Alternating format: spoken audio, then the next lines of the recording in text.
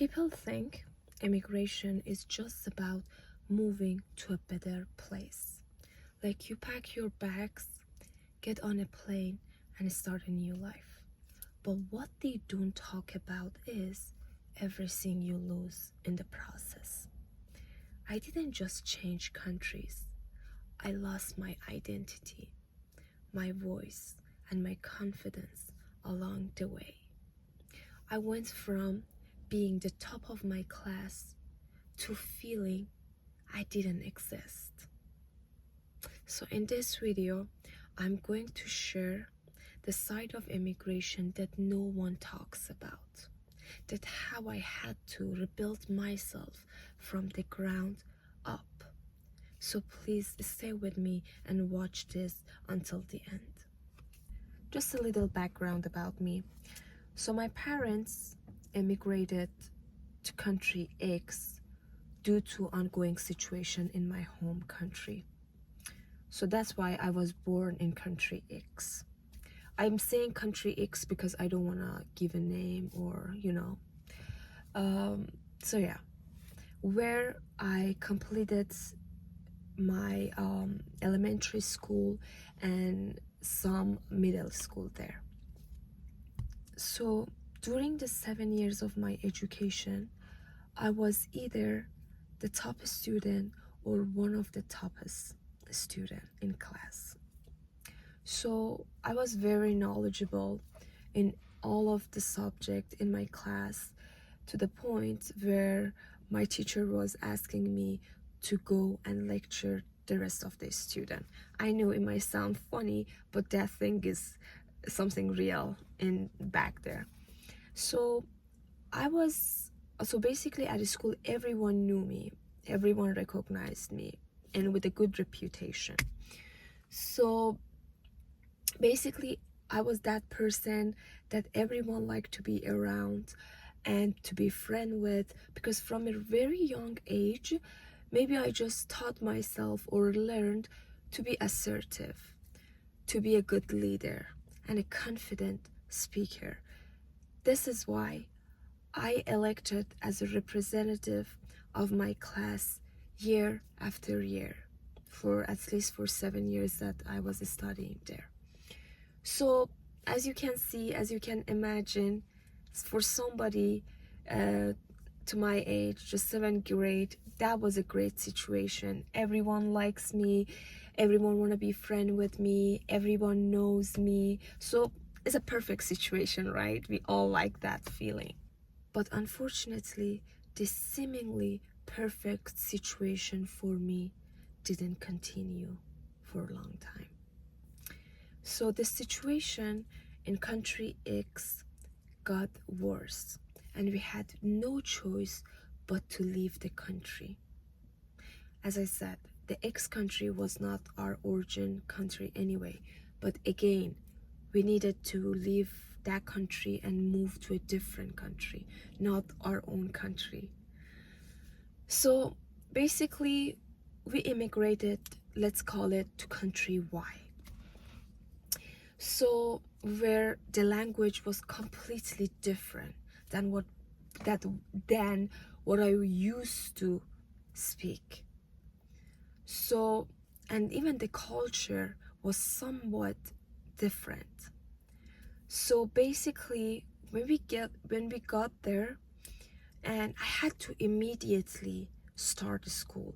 I recall it was like less than 2 weeks I registered in the school, and I needed to start my school again, because when I left the country X, I was at the middle of my 7th grade. And when I come to country Y, I needed to start again from the middle of the 7th grade. But there was a problem. I didn't know anything about the language. And you guys probably know how hard it is. Studying on itself is hard, right?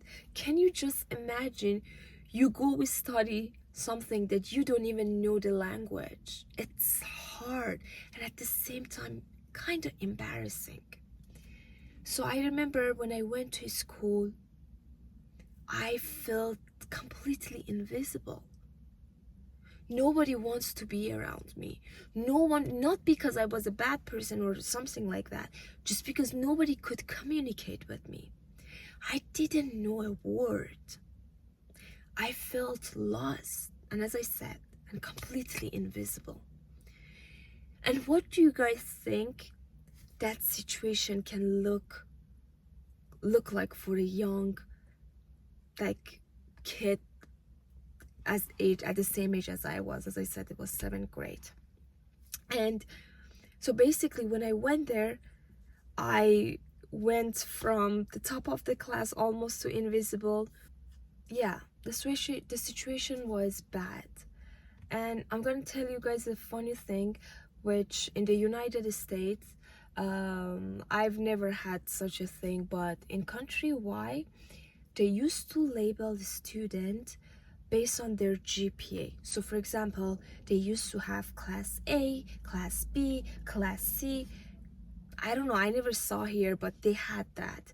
So they were categorizing student based on their GPA. And if you were a foreigner or immigrant, you were automatically placed at the bottom of the list. So let's say if the list was F or G or D, whatever, you would automatically place there without any negotiation, which I understand their logic, because they don't want to slow down the pace for the native speaker, right? It's not fair for them. And also it would somehow feel better because the people that apparently in class, lower class, are the ones that struggle the most, right? They are not a fast learner, stuff like that. So that wasn't a bad thing. Okay, when you think at it logically, it wasn't bad. But for me, that I always was at the top, I always only knew A, being in D, G, F was a nightmare. And what do you guys think that would do, even though like I completely understand the system, but it was very hard for me. I was too young. First of all, I was too young to even think logically the way that I think right now, right? At that moment, now that I think about it, I'd be like, yes, I can understand why they did that. But back then I was felt insulted. I felt like I have my transcript and all of my grades are close to 100 or 100 or A, let's call it. So why should I go to C, right? I couldn't think logically. I felt insulted. I felt that I'm not good enough. I felt that I don't know anything. So guys, I remember I was in class and there was time that we were practicing tests for the exam, right? And it was like, started from, we all have here, even like it started from the very beginning student until the end. I remember, and everyone needed to answer a question when it was their turn. So I remember when it came to me, the professor or the teacher skipped over me. Guys, that felt so bad. That felt so insulting. It breaks me so bad. And even when I looked at it right now, I feel very bad for the younger version of myself. So yeah, it happened. And another thing that that happened. And I come to a point and I realized that I was, after school, basically, let me say it this way, I was going home and I was trying to understand things, but honey, that's not how things work. You gotta give yourself time. And learning a language, I don't care even about the culture, that's another part that just makes things even worse, but let's not even talk about. Learning a language needs time. I don't know if you guys ever have to try learning a new language. It takes years. But thankfully, because I was young, I was I was a fast learner also. So I came and I told myself, Masoumehm, there is nothing you can do. I was in a school. The professor was on the board and she write a question and ask the student who knows the answer. And no one raised their hand. And it was crazy that I knew the answer. You guys probably think how? Because the question was a math question. I knew the answer, but I didn't have the words to say. And I didn't want to raise my hand, because if I did raise my hand, I didn't know how to articulate myself. So I learned to just stay silent. That's why I said I lost my voice. I constantly told myself, okay, you know it, I knew. The life changed. Nothing is the same for you anymore. You're not that person at the board that everyone clap for and everyone likes to be around. And when it's come to reputation and name, is always Masoumeh's name is first. No, that dream ended. And now it's for me to wake up to a different reality. A reality that I wasn't maybe ready for it. But just life brought me there. So, and I remember I came home and I cried so badly. I was broken from inside, the heart broken. And honestly, I don't even remember, and I wasn't in a situation that my family was in the same situation, so I didn't have that emotional support, be like, hey, things blah blah. I was always try to act the strongest person in the family kind of thing.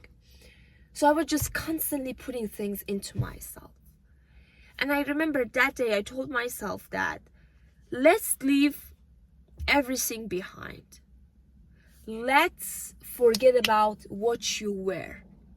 The important is what you are right now, which at that moment I was no one almost in that country. No one. Maybe I was like even less, not as a human thing, but as like a, you know, the basic things that you know. I was less than those people that people used to see them as the laziest, as people that they don't know anything. I was the worst of all. I was at the end of the list. That was a harsh reality. That was the harsh reality for me to accept at that time. So basically, let me just see. I think. Anyway, so basically I came home and I decided that, okay, Masoumehm, let's forget about studying. Now you have no choice but to start learning the language. And guys, believe or not, you know what I did? I remember I had a notebook that I carry with myself almost everywhere. In the morning that I woke up, that paper was with me when I went outside. Every single person that I saw, and when they were saying something, I was like, can you repeat yourself please for me? I'm trying to learn. It was embarrassing. Most of people don't do that, but I did. Because I am not the kind of person to give up. I don't let the situation control me. I control the situation. So I put my 100% effort, maybe even more. And can you believe or not, I learned the language like less than a year, but I can assure you guys that I was an fluent speaker in less than 2 years. To a point when I got to my high school, I remember I went to a high school that nobody could tell that I was a foreigner. because there was no way of grammatical mistake that I was doing, or accent. I know that now I do have accent, but I'm talking about back then, that language. By the way, I knew 5 languages. So yeah, and I got that good. And I'm not gonna deny that I was young. By the way, I was young, and you know, when you're young, you learn faster, and there's the less chance for when you learn something you have accent, you know, stuff like that. So anyway, I did,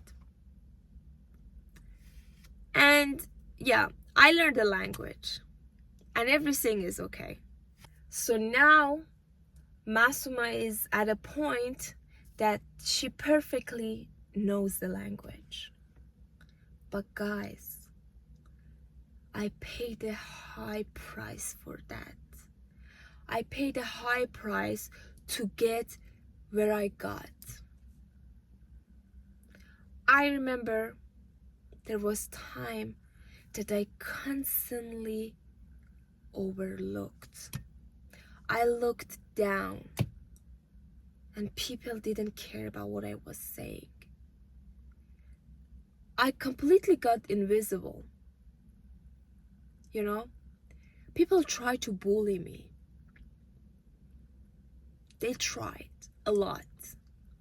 But one good trait of me that you guys going to learn, I can be at the most weakness point of myself. But no one ever dare to bully me. I stand for myself. Even if I don't know the language, my body language is enough for me. I defend myself. I don't let people to bully me. And I even remember I was in class, and there were other people in the same situation as me. They were immigrant. They were like having language barriers, stuff like that. And I remember I got into fight because 2 of those people physically, I know that's crazy, physically, not to defend myself, but to defend them, because they didn't know how. But don't dare even bully someone around me, because I'm not only going to protect myself, but if I can, I'll protect those people that is around me. You're not going to disrespect anyone in front of me, and you're definitely not going to bully them, because if I can, I'll protect them, which I did. So with all that being said, there is a price that I paid, right? And the price didn't finish there. There's another price, because we know that human is affected by things that happen to them, especially at the very young age. You know, my mental status, my mental health, and you know, stability, stuff like that is very, like, we're still learning, right? We are in the learning process. So I remember that I got overly self-critical. I became extremely perfectionist.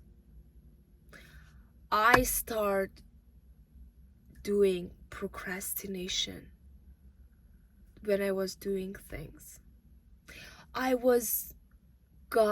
got very afraid of being judged by people. I did. To a point that I honestly couldn't help myself. And I felt the need to get some professional help. By the way, guys, so yeah, I want to say this, that our financial situation, I never mentioned that, but our financial situation wasn't good too. We had financial struggles as well. So anyway, I needed to seek professional help, and I did. But honestly, I did some session, but I couldn't afford the money. It was too expensive. And I didn't have the resource to afford it. So I stopped going there. And I was thinking, God, just please help me. That situation was killing me. I couldn't do my best. It affected my studying, my feeling, like my overall productivity. And worst of all, the intrusive thoughts in my head was killing me. And I can't afford professional help, right? And this actually was like around about like 3 years almost there. So, also I became very anxious, right? So one of the anxiety was another things that I wanted to help, because if you guys experiencing anxiety, you just know how bad it is, because anxiety is a fear which is unreal. Like, you're fearful, but the thing is not real, and that's worse. And I wish the fear at least is real and you face it. You're fearful of something that is not real. So anyway, I stopped session with the psychologist. Then I was like, I have no other choice but to start working with myself. I tried to help myself. And I tried, but that wasn't enough. Things got a little maybe easier because I started working and I started making a little money, until something unexpected happened and made everything that I did so far undid. But I'm not going to talk about it in this video. I leave it for the next video. So, and guys, if you made it this far, please make sure you like, subscribe, and share, and let me know in the comment section if you would like me to make the second part of this video and telling you guys that what happened after all these difficulties, because it didn't end there. I wish it did, but it didn't.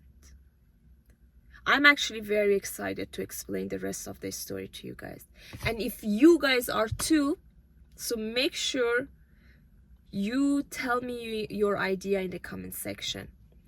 So I love you guys so much, and I hope none of you guys right now going through things that I did, because they are not easy, right? It is not easy. So make sure you take care of yourself to the best of your ability, and I'll see you guys in the next video. Love you guys. Bye.